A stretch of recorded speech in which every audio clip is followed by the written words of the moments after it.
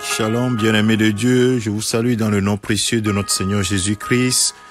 Ce vendredi 15 avril 2022, nous voulons dire notre reconnaissance à notre Dieu et Père qui, par Jésus-Christ, a transformé notre histoire, a transformé notre avenir, nous a donné un avenir et de l'espérance. Alors ce matin, je voudrais exhorter chacun d'entre nous à considérer l'œuvre accomplie à la croix. Jésus a tout accompli à la croix. Bien-aimé de Dieu, je vais te lire quelques textes pour montrer le bénéfice de cette œuvre de la croix qui change définitivement ton histoire.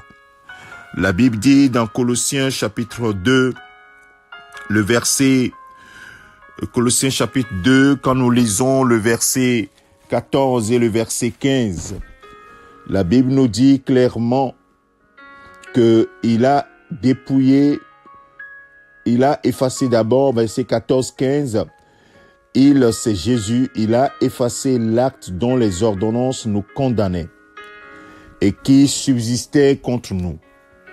Et il a détruit en le clouant à la croix. Il a dépouillé les dominations et les autorités et les a livrées publiquement en spectacle en triomphant d'elles par la croix. Bien-aimé de Dieu, au travers ces deux passages, ces deux versets, il y a quelque chose d'extraordinaire que le Saint-Esprit veut que tu discernes. Non seulement Jésus-Christ t'a enlevé les charges qui pesaient contre toi, les charges qui te condamnaient définitivement à la mort, parce que tu as péché et tu mérites la mort. Jésus a enlevé ces charges qui pesaient contre toi.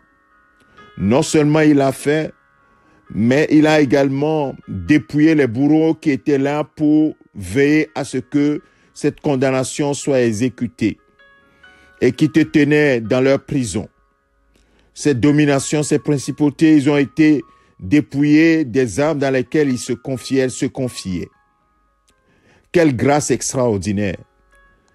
Tu as été libéré des charges qui pesaient contre toi et tes bourreaux ont été dépouillés. Oh, quelle grâce!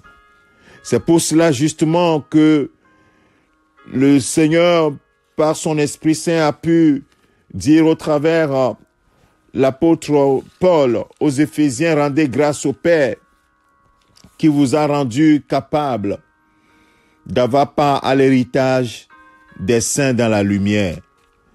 Bien-aimés de Dieu, c'est cela notre bénéfice extraordinaire.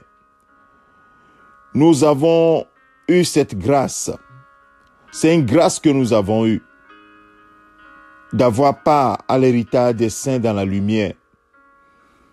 Il nous a accordé cette grâce afin que nous puissions avoir une nouvelle identité.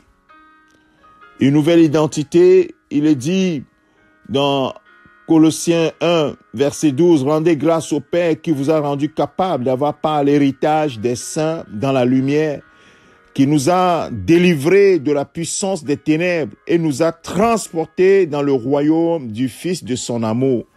Maintenant, tu as changé d'identité. Tu as été délivré de ces puissances et que tu as été mis dans le royaume et que tu es devenu héritier. La parole de Dieu nous enseigne qu'en lui, qu'en Jésus-Christ, nous avons tout et pleinement. Et je t'invite à lire tout le chapitre 1 de Éphésiens, chapitre 1, et tout le chapitre d'Éphésiens, et tu comprendras davantage ce que je suis en train de dire. Bien-aimés, en lui, nous avons tout et pleinement.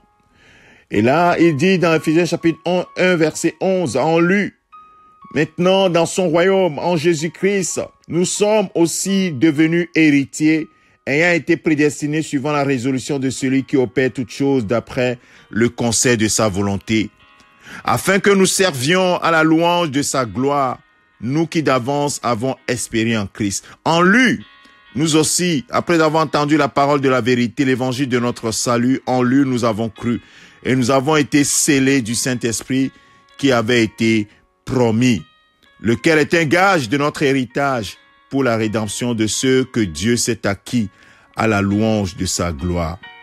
Oui, bien-aimés, il dit, vous étiez morts dans le chapitre 2, verset 1, vous étiez morts par vos offenses et par vos péchés dans lesquels vous marchiez autrefois.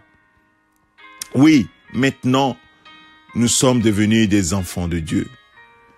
Oh, alléluia. En lui, nous avons tout et pleinement. Et nous sommes bénis de toutes les bénédictions spirituelles dans les lieux célestes en Jésus-Christ. Éphésiens 1, 3. Frères, sœurs, quelle grâce nous avons en Jésus-Christ. Alors, je t'invite, mon frère, ma sœur, à porter les yeux sur cette œuvre de la croix. C'est extraordinaire. Cette œuvre magnifique de la croix qui transforme ton histoire. Que tes yeux soient constamment sur cette œuvre.